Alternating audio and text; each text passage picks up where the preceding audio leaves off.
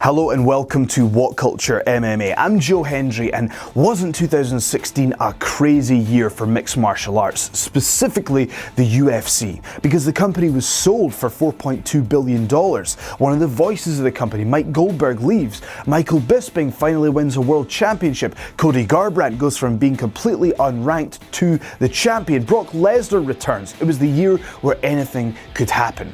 But what also happened right at the end of the year is Ronda Rousey returned, and she didn't get that triumphant victory she was looking for. No, she lost in even more convincing fashion and only took champion Amanda Nunes 48 seconds to defeat Ronda once again. So with that in mind, let's talk about the 10 things that we learned from Ronda Rousey's second defeat.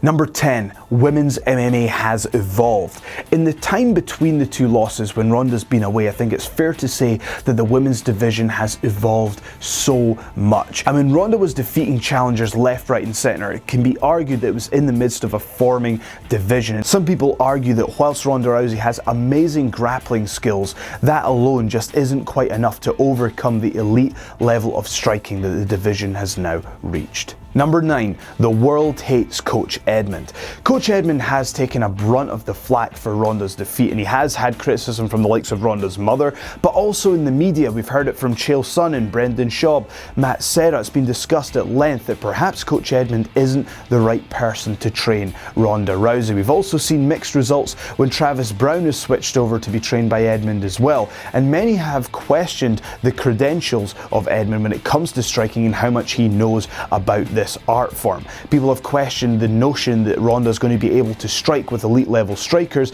and suggest that perhaps she should be more focused on pursuing her strengths in the fight. Number 8, Amanda Nunes is a star. You know, it's been said that it's difficult to build stars in a sport where you cannot control the outcome, and when you think about the Women's Bantamweight Championship, it's been a difficult one for the UFC because in the space of just over a year, they've had 4 champions. It's gone from Ronda to Holly Holm to Miesha Tate to Amanda Nunes in 4 fights. No one's defended the title until now. Hopefully Amanda Nunes can stop this hot potato with the title and really build some steam as the champion. Amanda Nunes also has a great story that she perhaps didn't get the chance to tell in the run-up to UFC 207 because the media coverage was heavily biased towards Ronda. Now, if you think about Amanda Nunes, it's a true rags to riches story, but she's also the first openly gay UFC champion in history, which makes her a role model and someone that the UFC can really get behind in that regard. Number 7. Everyone cares. This is another example of when MMA went completely mainstream. You know, this sport used to be something that you'd know 1 or 2 people who were into it, but everyone saw this fight.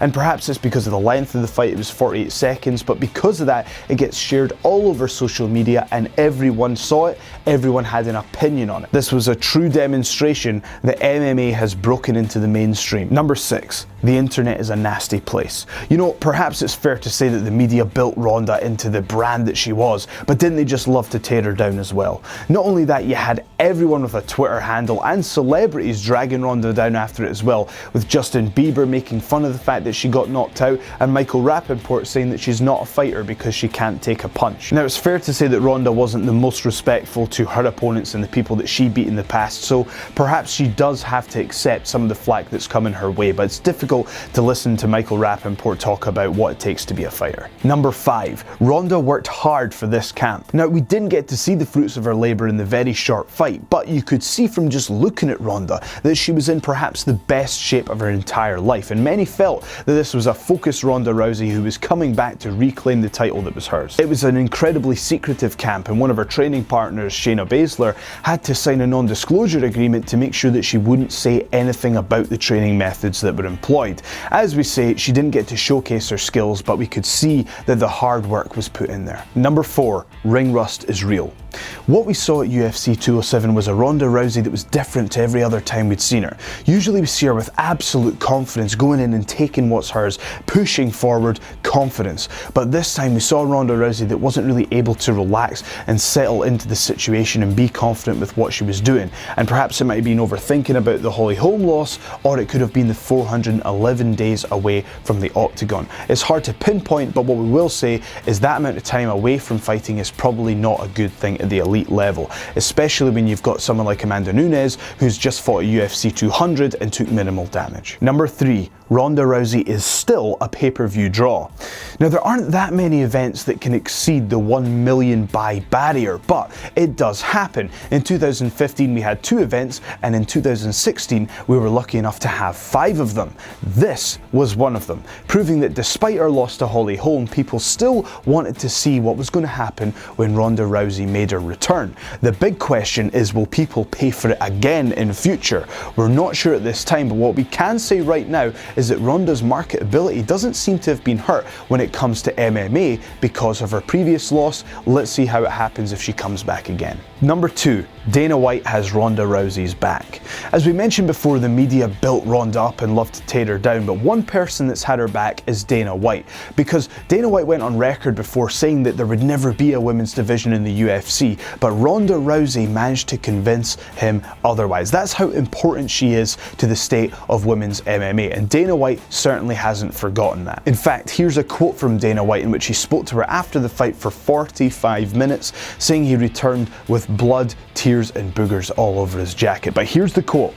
I told her, I love you so much, and whatever you want to do next, I got your back. You built this doesn't exist without you, and you're the best decision I ever made. It's nice to see loyalty like that in the entertainment business, so if Ronda wants to make a return, it sounds like the boss is open to making that happen. Number 1. The entertainment business is a fickle place. Now, while the UFC might be willing to welcome Ronda back with open arms, Hollywood might not be the same. As we saw, one of the distractions leading into the Holly Holm fight was her appearances in Hollywood, taking her away from the game of mixed martial arts. Now, when she was cast in these parts, it was as the female destroyer. She was undefeatable and she was unique. Chael Sonnen notes on his You're Welcome podcast that she wasn't cast because of her acting ability, it was because of her brand and the media creation that had led her to be the destroyer that she was. And after she was defeated by Holly Holm, it was rumoured that she lost 2 movies as a result of this. She was originally cast to be in the Roadhouse movie as the lead character, as the bouncer, as the destroyer, and when she lost, the movie was put on hold and production was delayed. Chael Sonnen said this isn't a delay, this is likely the movie being scrapped. Not only this, Jonathan Coachman now came out and said that Ronda Rousey has no chance of ever being in the WWE because they're not in the business of building broken stars. Now, we know that Jonathan Coachman was an employee of the WWE, so perhaps he's working this a little bit to make us think that it won't happen, because this professional wrestler here happens to think that Ronda Rousey will show up in the WWE once again. And as we say in professional wrestling, you can never say never. So let's see what 2017 holds for Ronda Rousey. Will she go back to MMA or will she do something else? I'm Joe Hendry. This is What Culture MMA, and you can follow me at Joe S. Hendry. Make sure you like, share and subscribe, and I shall see you next time.